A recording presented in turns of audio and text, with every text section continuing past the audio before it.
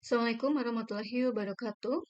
Baiklah, pada pertemuan yang sekarang kita akan menjelaskan tentang laporan keuangan bank. Setelah pertemuan minggu kemarin, kita menjelaskan tentang konsep akuntansi dan konsep bank.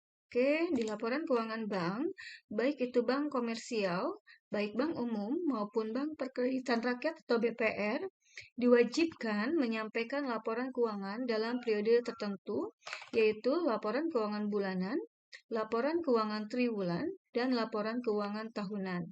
Jadi ada 3 periode laporan keuangan yang harus disajikan oleh bank komersial. Oke, nah di laporan keuangan bulanan, baik itu disampaikan kepada Bank Indonesia atau OJK yang bertugas sebagai pengawas perbankan setiap bulan dari Januari sampai dengan Desember.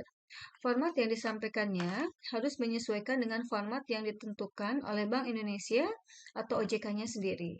Nah, laporan keuangan bulanan sendiri merupakan laporan keuangan bank secara individu yang merupakan gabungan antara kantor pusat dengan seluruh kantor bank. Jadi di sini merupakan laporan konsolidasi antara kantor pusat dengan kantor cabang bank itu sendiri. Oke, jenis laporan keuangan bulanan yang disampaikan adalah laporan yang berbentuk neraca atau laporan posisi keuangan, laporan laba rugi, oke, laporan komitmen dan kontingensi, dan laporan kualitas aktivitas produktif.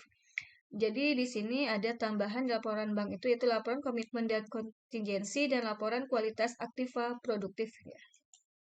Nah, sedangkan laporan keuangan triwulanan merupakan laporan keuangan yang disusun untuk memberikan informasi mengenai posisi keuangan atau neraca, kinerja, serta informasi lainnya kepada pihak yang berkepentingan. Periode waktu penyampaian laporan keuangan triwulan adalah bulan Maret, bulan Juni, dan bulan September serta bulan Desember. Laporan keuangan triwulan wajib disampaikan dalam surat kabar atau website bank pemberi informasi ataupun homepage Bank Indonesia. Oke, sedangkan jenis laporan keuangan triwulan periode Maret dan September yang disampaikan adalah berbentuk atau berupa neraca, laporan posisi keuangan, laporan laba rugi, laporan komitmen dan kontingensi, transaksi valuta asing dan derivatif, kecuali ini BPR ya, BPR tidak menyajikan transaksi valuta asing dan derivatif, laporan kualitas aktiva produktif, perhitungan kewajiban penyediaan modal minimum, dan rasio keuangan. Nah, jenis laporan keuangan triwulan periode Juni, selain menyampaikan laporan periode Maret dan September, ditambahkan dengan, ini yang periode Juni ya, laporan keuangan bank konsolidasi beserta anak perusahaan, artinya di sini gabungan antara bank pusat dengan bank cabang ya, kemudian neraca dan laporan laba rugi induk perusahaan. Jenis laporan keuangan triwulanan periode Desember, selain menyampaikan laporan periode Maret, Juni, dan September, ditambah dengan laporan keuangan bank konsolidasi beserta anak perusahaan audit. Format laporan keuangan perusahaan induk disesuaikan dengan format laporan keuangan dalam audit report, serta neraca dan laporan laba rugi induk perusahaan. Laporan keuangan tahunan merupakan laporan yang memberikan informasi secara berkala mengenai kondisi bank secara menyeluruh, termasuk perkembangan usaha dan kinerja bank. Informasi yang disampaikan merupakan salah satu bentuk transparansi keuangan bank kepada publik untuk menjaga kepercayaan masyarakat kepada lembaga perbankan itu sendiri. Nah, laporan tahunan disampaikan kepada Bank Indonesia atau OJK, pemegang saham, YLKI, Asosiasi Perbankan, Institut Bankir Indonesia, Lembaga Penelitian Ekonomi dan Keuangan, serta Majalah Ekonomi dan Keuangan.